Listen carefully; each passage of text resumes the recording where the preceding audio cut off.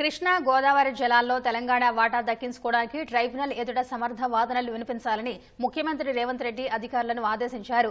అందుకు అవసరమైన సాక్ష్యాధారాలు, రికార్డులు, ఉత్తర్వులు సిద్ధంగా ఉంచుకోవాలని నీటిపారుదల శాఖ అధికారులు, న్యాయ నిపుణులకు స్పష్టం చేశారు. సాగునీటి ప్రాజెక్టులు, నంది జలాల అంశాలపై సీఎం ఉన్నత స్థాయి సమీక్ష నిర్వహించారు.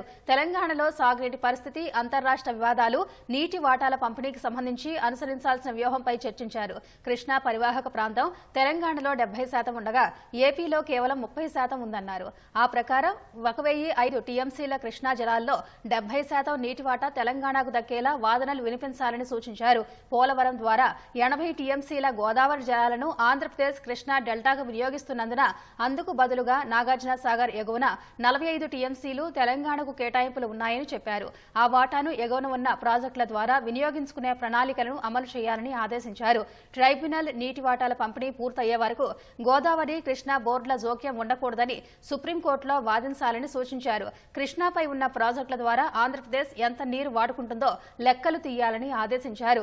సీతారామ, సమ్మక్క బ్యారేజీకి కావాల్సిన అనుమతులు తీసుకోవాలని అధికారులకు రేవంత్ రెడ్డి సూచించారు.